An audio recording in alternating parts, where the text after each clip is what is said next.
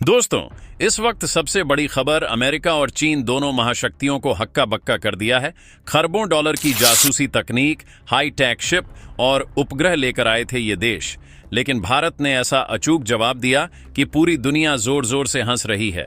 अब सवाल ये है कि कैसे भारत ने मजाक मजाक में इन दोनों महाशक्तियों को बेइज्जत करके खाली हाथ लौटा दिया। और कहानी यहीं खत्म नहीं होती। वो अमेरिकी मंत्री जिसने कुछ वक्त पहले भारत के खिलाफ झर उगला था, आज उसी के चेहरे पर बेबसी साफ दिख रही है।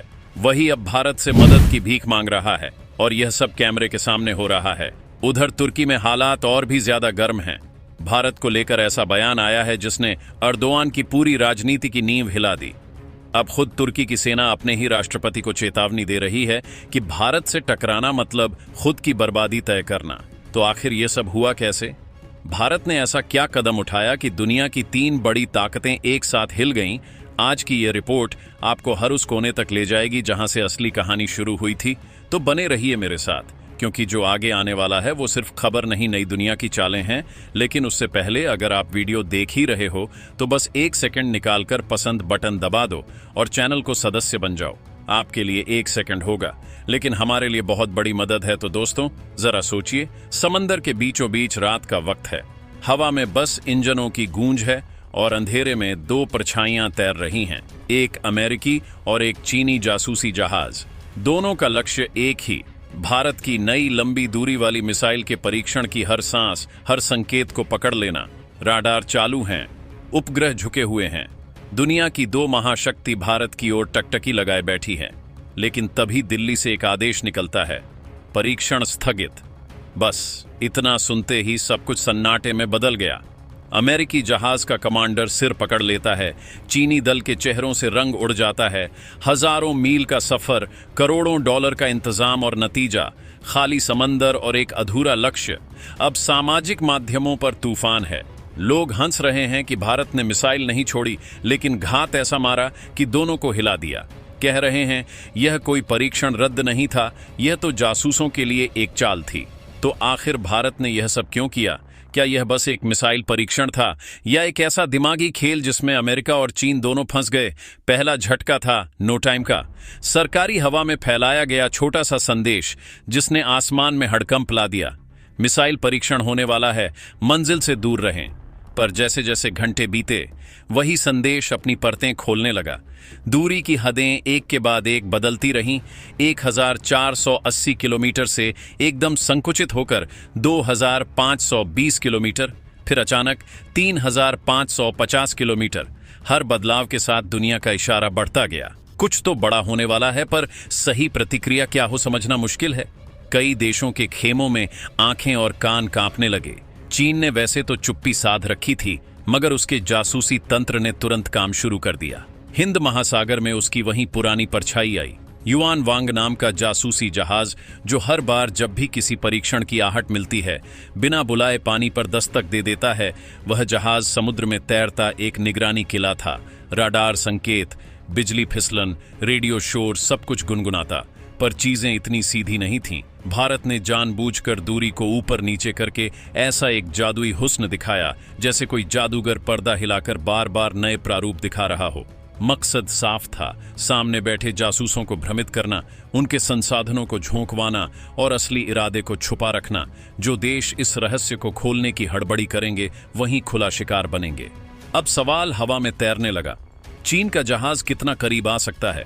अमेरिका और यूरोप आधारित निगरानी कितनी तेजी से चल रही है? और सबसे अहम, क्या असल लक्ष्य जारी रहेगा या यह सब एक बहाने की चाल थी ताकि असल खेल पर्दे के पीछे खेला जा सके?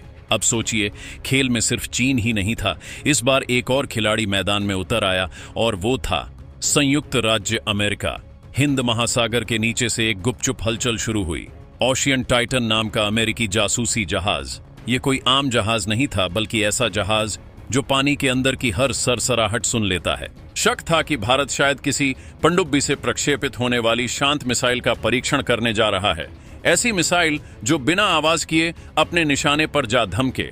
अब जरा दृश्य की कल्पना कीजिए, बंगाल की खाड़ी का शांत समंदर, एक तरफ भारत की तैयारी अपने रहस्यमय हथियार की, और दूसरी तरफ दो महाशक्ति चीन और अमेरिका अपने जासूसी जहाज लेकर भारत की हर हरकत पर नजरें गड़ाए बैठे हैं। दोनों का इरादा साफ था, भारत का रहस्य चुराना, उस परीक्षण की हर जानकारी हथिया लेना। लेकिन भारत ने खेल का सबसे बड़ा पत्ता अंत में फेंका। 14 अक्टूबर एक झटके में नोटिस आया, परीक्षण रद्द। न कोई कारण, न कोई सफाई, बस एक ठंडा सा सरकारी वाक्य। न मौसम खराब, न तकनीकी दिक्कत, बस चाल खत्म, खेल रद्द। अमेरिका और चीन दोनों समझ ही नहीं पाए।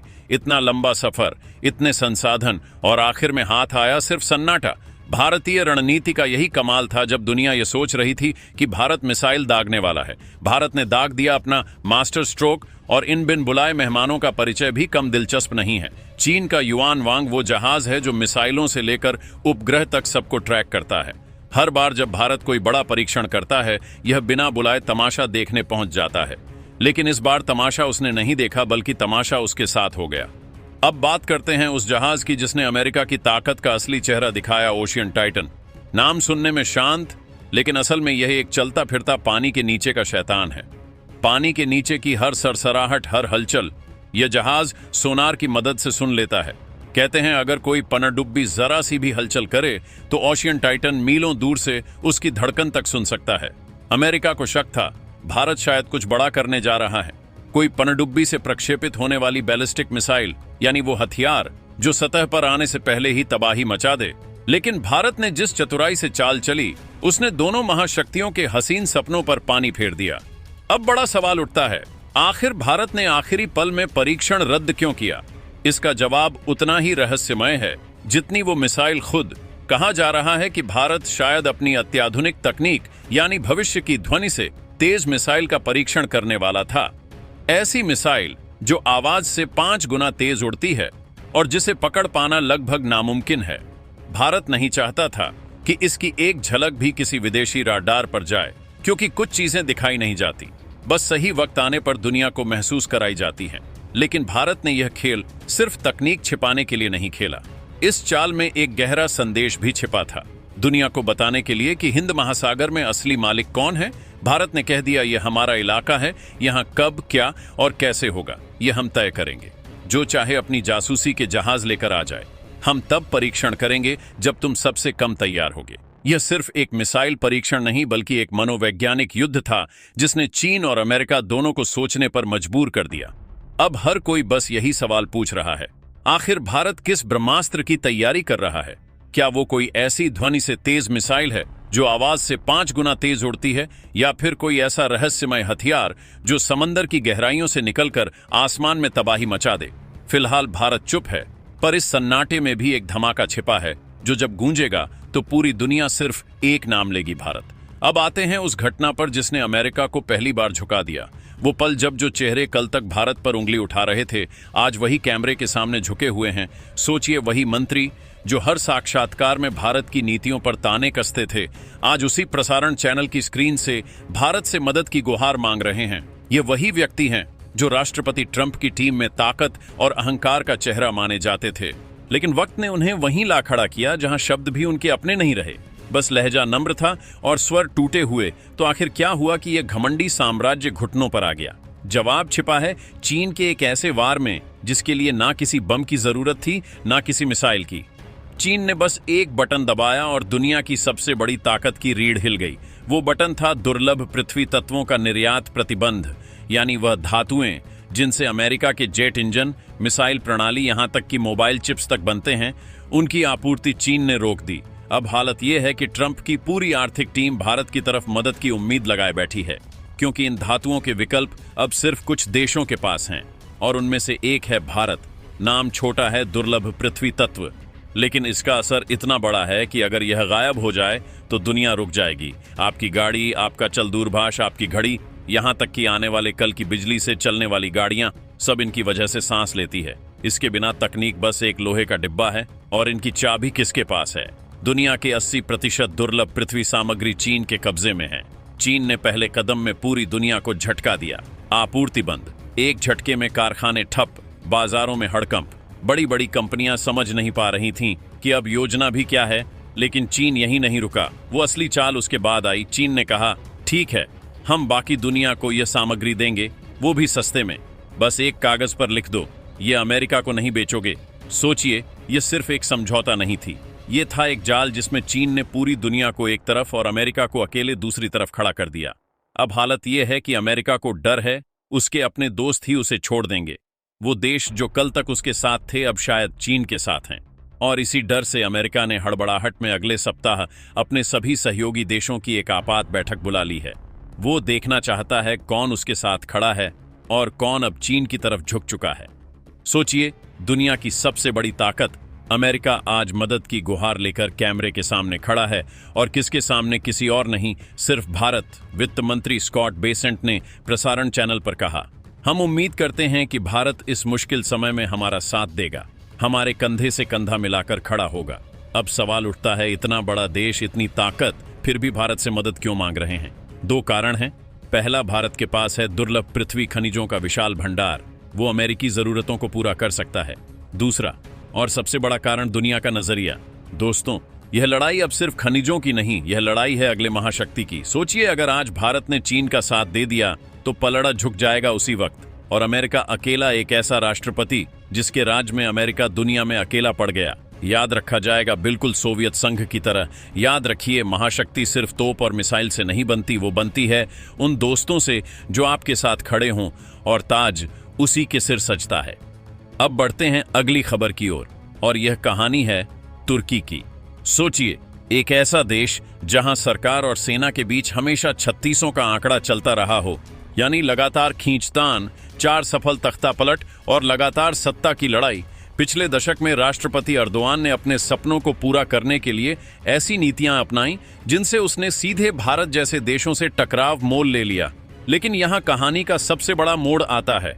तुर्की की सेना के कुछ शीर्ष अधिकारियों ने एक चेतावनी जारी की जो सिर्फ तुर्की को नहीं बल्कि पूरे मुस्लिम और एशियाई देशों को हिलाकर रख देगी। सावधान रहें, उन्होंने साफ कहा, एशिया के किसी भी बड़े देश के साथ युद्ध में ना उलझें। यह कोई मामूली बयान नहीं है, यह चेतावनी है उन युद्धों की भयावहता की जिनमें सेना खुद भी घिरी रहती है। रिपोर्ट का हवाला कतर के विचार मंच अल्जेरा सेंटर फॉर स्टडीज ने दिया। बताया गया कि तुर्की की सेना अब किसी भी बड़े देश के साथ टकराव में कूदने के पक्ष में नहीं है। अब सवाल उठता है, यह बड़ा देश कौन है? नाम तो नहीं लिया गया, लेकिन इशारा साफ है, भारत और शायद इजराइल। दोस्तों, ये वही पल है जब एक देश अपनी महत्वाकांक्षाओं और अपनी सेना के डर के बीच संतुलन बनाने की कोशिश कर रहा है, और यह संतुलन भारत के बढ़ते सामरिक और कूटनीतिक प्रभाव का सीधा परिणाम है।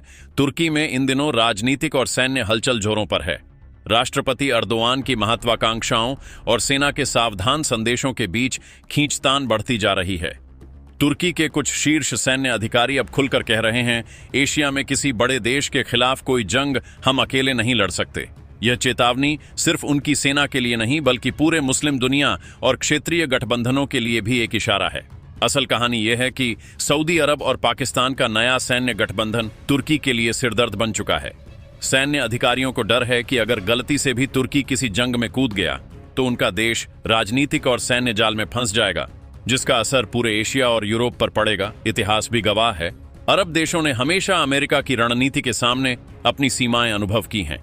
अमेरिका ने चाहे तो लड़ाई शुरू कर दी, चाहे तो शांति दूत बनकर समझौता करवा दिया, और यही सोच अब तुर्की की सेना को सावधान कर रही है। यही वजह है कि भले ही तुर्की और अरब देश बड़े गठबंधन बनाएं, लेकिन किसी भी वास्तविक युद्ध का नेतृत्व उनके बस की बात नहीं। सभी जानते हैं कि अब एशिया में असली ताकत भारत है, और कोई भी कदम बिना उसकी नजर के नहीं चलेगा। निरंतर चल रहे इसी घटनाक्रम को अगर हम आगे बढ़ाएं तो एक नया मोर्चा खुलता है जो सीधे सीधे हिंद प्रशांत क्षेत्र की बदलती हुई भू राजनीतिक तस्वीर को दिखाता है। जब अमेरिका ने भारत से दुर्लभ पृथ्वी धातुओं के लिए सहयोग मांगा, तब यह स्पष्ट हो गया कि चीन की आर्थिक घेराबंदी ने दुनिया की सबसे बड़ी ताकत की तकनीकी रीढ़ को तोड़ दिया है। लेकिन भारत की ओर से इस गुहार पर आया जवाब अब तक अंतिम नहीं है। दिल्ली के शक्ति गलियारों में इस अभूतपूर्व स्थिति पर गहन मंथन चल रहा है। विशेषज्ञ बता रहे हैं कि भारत इस अवसर का उपयोग केवल व्यावसायिक लाभ के लिए नहीं बल्कि एक रणनीतिक दांव के रूप में करेगा।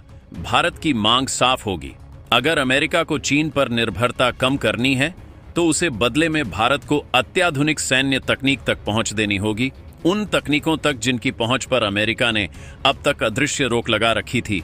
यह एक ऐसा सौदेबाजी का क्षण है जहां भारत पहली बार एक बड़ी महाशक्ति की तरह बर्ताव कर रहा है। जहां वह केवल कच्चे माल का आपूर्तिकर्ता नहीं बल्कि एक बराबर का भागीदार बनकर उभरा है। सूत्रों के अनुसार भारत अपने स्वदेशी रक्षा कार्यक्रमों जैसे कि स्वदेशी लड़ाकू विमान परियोजना और लंबी दूरी की टैंक भेदी मिसाइलों के लिए अत्यंत महत्वपूर्ण कलपुर्जों की मांग रख सकता है। यानी यह केवल बाजार का खेल नहीं रहा, यह सुरक्षा और संप्रभुता को दांव पर लगाने वाला उच्च स्तरीय कूटनीतिक खेल है, जहां अमेरिका को अपनी वर्षों पुरानी तकनीकी गोपनीयता की नीति को भारत के राष्ट्रीय हितों के सामने झुकाना पड़ सकता है। और अगर यह समझौता सफल होता है तो यह चीन के लिए दोहरी हार होगी। एक तरफ उसकी आर्थिक चाल नाकाम होगी, दूसरी तरफ भारत की सैन्य ताकत को वह रफ्तार मिलेगी जिसे देखकर चीन रात में भी चैन से सो नहीं पाएगा। यह वो पल है जब गुहार लगाने वाला नहीं बल्कि गुहार सुनने वाला तय करेगा कि खेल के नियम क्या होंगे। और इस पूरे वैश्विक शतरंज की बिसात पर तुर्की का मुद्दा एक अस्थिर प्यादे की तरह उभरता है। राष्ट्रपति अर्दोआन ने जो साम्राज्यवादी सपने देखे थे वह अब उनकी अपनी सेना की कड़वी चेतावनी के सामने चकनाचूर हो रहे हैं। तुर्की के शीर्ष सैन्य नेतृत्व ने स्पष्ट कर दिया है कि भारत जैसे बढ़ती शक्ति के साथ किसी भी सैन्य संघर्ष में उलझना आत्मघाती होगा। यह बयान न केवल अर्दोआन की नीतियों की खुली आलोचना है बल्कि क्षेत्रीय शक्ति संतुलन को लेकर वास्तविकता की स्वीकारोक्ति है। तुर्की की सेना, जिसका देश की राजनीति में ऐतिहासिक रूप से बड़ा दखल रहा है, वह जानती है कि भारत ने जिस तेजी से अपनी सामरिक क्षमता और कूटनीतिक पहुंच बढ़ाई है, उससे तुर्की के पारंपरिक सहयोगी अरब देश भी अब दो नावों में सवार हैं। विशेष रूप से जब सऊदी अरब और संयुक्त अरब अमीरात भारत के साथ मजबूत आर्थिक और रक्षा संबंध स्थापित कर रहे हैं। दोस्तों, इस पर अपनी राय कमेंट बॉक्स में जरूर बताएं। इसी तरह की और भी नॉलेजेबल वीडियो देखने के लिए हमारे चैनल को सब्सक्राइब करें कीजिएगा। धन्यवाद।